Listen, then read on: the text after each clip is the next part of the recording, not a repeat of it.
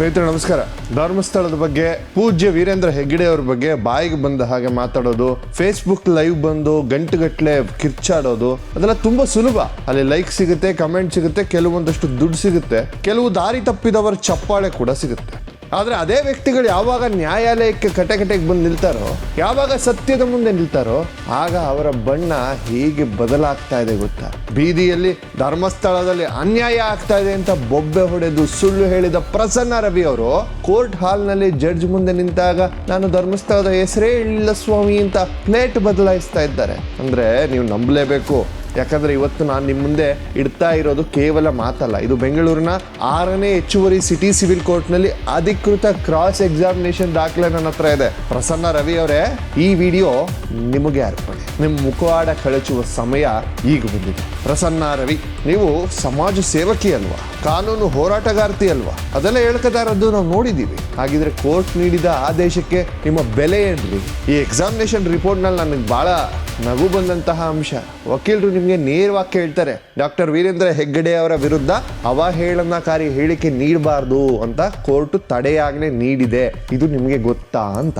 ಅದಕ್ಕೆ ನೀವು ಉತ್ತರ ಏನು ಕೊಟ್ಟಿದ್ದೀರಿ? ಎಸ್, ಅವ್ರು ಹೇಳಿದ್ದು ಸತ್ಯ ಅಂತ. ಅಂದ್ರೆ ಕೋರ್ಟ್ ಬಾಯಿ ಮುಚ್ಚಿ ಸುಮ್ಮನಿರಿ ಅಂತ ಹೇಳಿದ್ರು ಕೂಡ, ನಿಮಗೆ ಆರ್ಡರ್ ಕಾಪಿ ತಲುಪಿದ್ರು ಕೂಡ ನೀವು ಭಾಷಣಗಳನ್ನ ಮಾಡ್ತಾ ಹೋದ್ರಿ, ವಿಡಿಯೋಗಳನ್ನ ಮಾಡ್ತಾ ಹೋದ್ರಿ. ಇದು ನ್ಯಾಯಾಂಗ ನಿಂದನೆ ಅಂತ ಅನ್ಸಲಿಲ್ವೇನ್ರಿ ನಿಮಗೆ? ಒಬ್ಬ ಜವಾಬ್ದಾರಿಯುತ ನಾಗರಿಕರು ಕೋರ್ಟ್ ಆರ್ಡರನ್ನ ಧಿಕ್ಕರಿಸ್ತಾರೆ ಅಂದ್ರೆ ಇವರ ಉದ್ದೇಶ ನ್ಯಾಯ ಪಡೆಯೋದ ಅಥವಾ ಕೇವಲ ಪಬ್ಲಿಸಿಟಿನ? ಇದನ್ನ ನಾವು ಅವತ್ತಿಂದ ಹೇಳ್ಕೊಂಡು ಬಂದ್ವಿ. ಇವರು ಕಾನೂನಿಗೆ ಬೆಲೆ ಕೊಡಲ್ಲ, ನ್ಯಾಯಾಂಗ ವ್ಯವಸ್ಥೆಗೆ ಬೆಲೆ ಕೊಡಲ್ಲ, ಮುಖ್ಯಮಂತ್ರಿಗೆ ಬೆಲೆ ಕೊಡಲ್ಲ, ಪ್ರಧಾನಿಗೆ ಬೆಲೆ ಕೊಡಲ್ಲ, ಈ ದೇಶದ ಪ್ರೆಸಿಡೆಂಟ್ಗೂ ಕೂಡ ಬೆಲೆ ಕೊಡಲ್ಲ. ಆರಂಭದಲ್ಲಿ ನನಗೆ ಇಂಜೆಕ್ಷನ್ ಬಗ್ಗೆ ಗೊತ್ತೇ ಇರಲಿಲ್ಲ ಅಂತ ಸುಳ್ಳು ಹೇಳೋಕೆ ಟ್ರೈ ಮಾಡಿದ್ರಿ, ಆದ್ರೆ ಸಾಕ್ಷಿ ಪೆಟ್ಟಿಗೆಯಲ್ಲಿ ಸತ್ಯ ಒಪ್ಕೊಳ್ಬೇಕಾಯ್ತು. ಇದೇ ಅಲ್ವಾ ನಿಮ್ಮ ಅಸಲಿ ಬಣ್ಣ? ಈಗ ಬರೋಣ ಅಸಲಿ ವಿಷಯಕ್ಕೆ. ಪ್ರಸನ್ನ ರವಿ, ನೀವು ಸೋಷಿಯಲ್ ಮೀಡಿಯಾದಲ್ಲಿ ಏನು ಹೇಳಿದ್ರಿ? ಆ ಕುಟುಂಬ ಅತ್ಯಾಚಾರ ಮಾಡಿ ಬೆಳೀತಾ ಇದೆ, ಕೋಟಿ ಕೋಟಿ ಹುಂಡಿ ಹಣ ಮಾಡ್ತಾ ಇದೆ ಅಂತ. ಅಲ್ಲ ರೀ, ಇಷ್ಟು ಅಸಹ್ಯಕರವಾಗಿ ಯಾವುದೇ ಸಾಕ್ಷಿಗಳಿಲ್ಲದೆ ಧರ್ಮಸ್ಥಳದಂತಹ ಪುಣ್ಯ ಕ್ಷೇತ್ರ, ಅನ್ನದಾನ ಮಾಡುವಂತಹ ಕ್ಷೇತ್ರ, ವಿದ್ಯಾದಾನ ಮಾಡುವಂತಹ ಕ್ಷೇತ್ರ ನಿಮಗೆ ಕಾಣಲಿಲ್ವಾ? ಹೆಗ್ಗಡೆಯವರ ಕುಟುಂಬದ ಬಗ್ಗೆ ಯಾವುದೋ ದ್ವೇಷವನ್ನ ಇಟ್ಕೊಂಡು ಅತ್ಯಾಚಾರ ಅನ್ನುವಂತಹ ಪದವನ್ನ ಬಳಸುವಾಗ ನಾಲಿಗೆ ಹೇಗೆ ಬಂತು?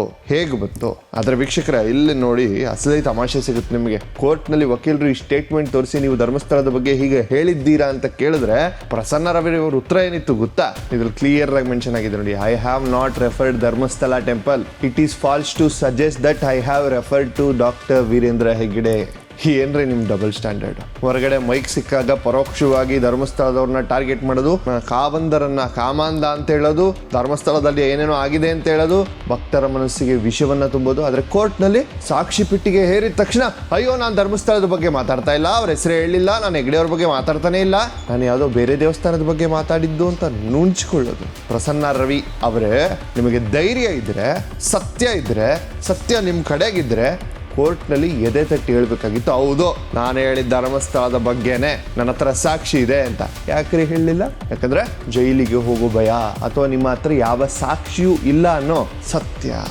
ನೀವು ಮಾಡಿದ್ದು ಹಿಟ್ ಅಂಡ್ ರನ್ ಕೇಸ್, ಕಲ್ಲೊಡೆಯೋದು, ಆಮೇಲೆ ನಾನಲ್ಲ ಅಂತ ಓಡೋಗೋದು. ಏನ್ರಿ ಇದೆಲ್ಲ ಹೋರಾಟದ ಲಕ್ಷಣ ಇರ್ರಿ, ನಾಚಿಕೆ ಆಗಬೇಕು ನಿಮ್ಗಳಿಗೆ. ಕುಡ್ಲಾ ರ್ಯಾಂಪೇಜ್ ಅನ್ನೋ ಚಾನೆಲ್ನಲ್ಲಿ ಸಂದರ್ಶನ ಕೊಟ್ಟರು, ಅಬ್ಬರಿಸಿದ್ರು. ದಿನ ಬೆಳಗ್ಗೆ ಎದ್ರೆ ಹಾಕೊಳ್ಳೋದು, ಮೇಕಪ್ ಹಚ್ಕೊಂಡು ಬಂದು ಕೂರೋದು. ಆದರೆ ಕೋರ್ಟ್ನಲ್ಲಿ ಆ ವಿಡಿಯೋ ಪ್ಲೇ ಮಾಡಿದಾಗ ಬೇರೆ ದಾರಿ ಇಲ್ಲದೆ ಹೌದು ಆ ವಿಡಿಯೋದಲ್ಲಿ ಇರೋದು ನಾನೇ ಅಂತ ಒಪ್ಕೊಂಡ್ರಿ. ಆದರೆ ಅಲ್ಲಿಯೂ ನಿಮ್ಮ ಉತ್ತರಗಳನ್ನು ನೋಡಿ. ವಕೀಲರು ಯಾರು ಅಂತ ನನಗೆ ಗೊತ್ತಿಲ್ಲ, I do not know who is the Shri Rajashekhar advocate. ನಾನು ಆ ದಿನ ಏನು ಹೇಳಿದ್ದೆ ಅಂತಾನೆ ನೆನಪಿಲ್ಲ. ನಿಮ್ಮ ಫೋನ್ ನಂಬರ್ ಇದೇನಾ ಅಂತ ಇದ್ರ ಬಗ್ಗೆ ಕೇಳಿದ್ರೆ ಅದಕ್ಕೂ ತಡವರಿಸ್ತಾ ವಾಟ್ಸಪ್ ಮೆಸೇಜ್ ಬಗ್ಗೆ ಕೇಳಿದ್ರೆ ನೋಡಿಲ್ಲ ಅಂತೀರಿ. ಅಂದ್ರೆ ವಾಟ್ಸಪ್ನಲ್ಲಿ ಇವ್ರಿಗೆ ನೋಟಿಸ್ ಬಂದಿರುತ್ತೆ, ಅದನ್ನು ನೋಡಿಲ್ಲ ಅಂತೀರಿ. ಎಲ್ಲದಕ್ಕೂ ಗೊತ್ತಿಲ್ಲ, ನೆನಪಿಲ್ಲ, ನೋಡಿಲ್ಲ. ಇದೇನಾ ಒಬ್ಬ ಸತ್ಯ ಶೋಧಕಿಯ ಲಕ್ಷಣ?